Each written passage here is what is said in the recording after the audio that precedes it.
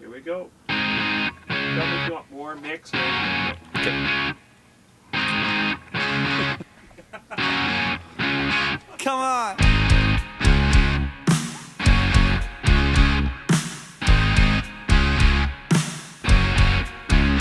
Am I a dreamer? Even more when I'm awake. Yeah, I'm always dreaming that I give more than I take. Are you a believer? Or do you nod and shake your head? Knowing It was like half French. Hey guys, welcome to Talking Phoenix. Today we're talking about Good Intentions, which was one of our first songs that we put together as a band. Jaden initially had the idea with the lyrics and the chords and brought it to us, and we kind of just ran with it and made it this kind of heavy rock influenced kind of song saying, you know what, we're going to make it. Whether we do or don't is kind of do or die. So that's how we started off the album.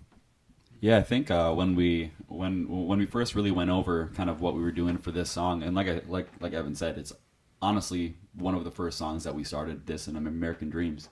When we were going over Good Intentions, we wanted to start out the album with something that is just heavy rock, heavy guitars in the beginning. When we had the intro idea, which really just started out as, like you said, really a lot of fiddling and whatnot, we thought it would flow perfectly and keep that energy really, really high to start with, and that was kind of the main part. And then as we got into lyrics, I had written it kind of beforehand, but it was definitely a little more vague. I started it as an acoustic song, so it definitely didn't have the energy that we were looking for. The song is really about when you're trying to portray that even though you can't quite get everything that you say that you want to done, it doesn't mean that you're trying to lie. You're trying the best that you can. You really just want to make it, and that even though you fall short, you have the best intentions to get everything done, which is hence Good Intentions. Especially in verse 1, I'm not a dreamer, or maybe I'm a dreamer even more when I'm awake. It's like you're constantly pushing for it, even though it doesn't seem like it. And I think that's kind of what we tried to portray as far as the instrumental too, is like, am I dreaming even more when I'm awake? I'm always dreaming that I give more than I take. Like, obviously you don't want to pull from anybody. You want to give everything back. And like I said, sometimes you fall short, but that's the main gist of it. Where just to begin with, where's the song come from? Like lyrically, like what was the initial moment where you were like, oh, I'm going to write a song, and you maybe didn't know you were going to call it Good Intentions, but that was going to be the idea behind the song. Yeah, honestly, I think when I first started writing it, it came from a conversation with my now wife, which is kind of funny. I'm sure she would be pleased that she inspired a song that is about not always being able to give to the best extent. But I mean, I think anytime you're an artist and anytime that you're really trying to push for something, especially as crazy as like trying to do this full time, you have to make sacrifices. And that's what the entire song's about, is like, okay, well, I have a dream, and this is what my dream is. Someday I'm going to play rock music every single day. Like, that's crazy, but also like, it's a little out of this world. So to do that, you're going to sacrifice your family time. You're going to sacrifice, your work time. You're going to sacrifice a lot of things. And that's what it's about.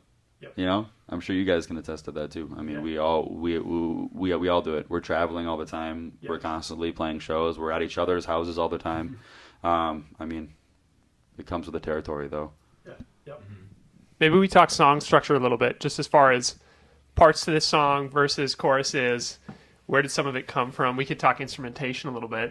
Why don't you, Evan, if you've got comments even on like our lead guitar line here, what was some of the initial inspiration behind trying to get this punchy in your face kind of sound? So when it came to tackling this song, obviously I'm a big lyrics person, and so the song really being kind of about, I'm trying my best to do this, what seems to be outlandish, impossible kind of task, the real earnest 80s kind of idea of what rock is, of being this, I don't care how hard it's going to be, I'm just going to do my best, and I'm going to make it someday, no matter what kind of attitude. I just felt like it needed distortion, I felt like it needed tight rhythm, and I felt when it came to the riff, it just needed to be earnest, it needed to be simple, it needed to be just every note full of emotion, less than more notes, less emotion. And I think it overall kind of just relies on the band feel more so than the soloist kind of thing, which is why the guitar solo in this song, oddly enough, is simpler than some of the other ones on the entire album. It doesn't need it. It just needed the emotion. And a lot of it actually relied on Tor and your drum and bass feel to kind of get that. Yeah, and I mean, it is really like, when I think of Good Intentions, I think it's like, oh, it's such a simple song. Like, whenever I approach playing it, I mean, like, I'm playing roots, but we're keeping it down. You know, we're keeping it tight, and it's like you said, it's in your face. Like, we really try to make it, like, a proven point whenever we play. Like, every note that we play is like, this is factual. I know what I'm playing. What's interesting to me, I guess, about the writing process is sometimes you write what you think you should play based on a feeling and not necessarily understanding why that's what you should be playing. This is at least how it works for me when I do this. But I think this song, after the fact, listening back to it, it has a very like kind of familiar sound that portrays this like confidence that you're walking in, which again, going back to your point of the idea here is it's like, hey, I'm trying the best I can and I have good intentions and I'm not always going to execute perfectly on everything I say and be the perfect person, the perfect friend, the perfect husband, you know, the perfect whatever. But I think the song to me has a very like familiar confidence that I get out of it. So I do also have to say the best part of the entire song, in my opinion, is right after we finish the first chorus and Tor just yells over everything, and it's the best moment. I was going for like a Cake thing. John McCree in Cake. Sometimes, you know, you'll be singing a chorus, he'll be singing a verse, and then it'll go into instrumental. You hear him go, ah! and I was like, that's so funny. He does that in like so many songs. I was like, we gotta have one song. you got it, man. Right, yeah. And in Good Intentions, it was like, I don't know, it could feel to me like a Cake song. I mean, I think that's a good segue into our favorite parts. I mean, because that's obviously Evan's favorite part. I mean, honestly, I think it's one of my favorite parts too. And it's funny because even live when we're performing it, I don't know why you don't do it in the mic more. But like all of a sudden we're playing and Tor just turns around and just yells, and I'm just like, so I would say even live, that's probably my favorite part. Other than I also like. I mean, the song is really sincere. One of the coolest parts, it was Evan's idea when we were like towards the end of us. It's like all of our post-production work. It was actually probably one of the last things we did to the album. We got all the talking and the chatter. That was actually, it sounds like Dan, because you and your brother sound very similar when you speak. But Dan's brother Chris did all of our production and re-recording and stuff. So it's actually me and Chris talking back and forth. And I think somebody else is in there too. But yeah, it's just we wanted to be really sincere. I think that's probably I think it starts off the album in a really cool way. Yeah. And I got that idea from the Raconteurs from, I forget exactly which album it is of theirs. It's one of their early ones.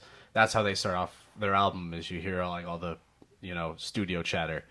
And I just feel like it makes it a lot more intimate. Makes you feel like you're there in the studio with them. And I just love it. Yeah. So. Ditto. No, I like the studio chatter is great. I do think Tor's little scream, his yell in the back is just perfect placement. That is one of my favorite parts because like if I'm not feeling it, say at a performance, or if I'm like kind of in it, that just ramps me up. I'm just like if I'm like I'm kind of tired or something, we get to that section, I'm like and I'm like, all right, now I'm feeling it.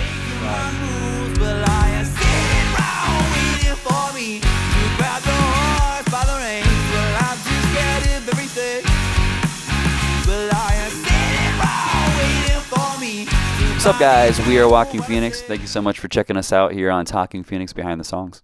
You can follow us on social media and listen to our music on Spotify, Apple Music, or anywhere you listen to music. And if you enjoyed this video, be sure to watch all of our song stories from the American Dreams album on YouTube. Thanks again for watching. Make sure to like, comment, and subscribe. See you later.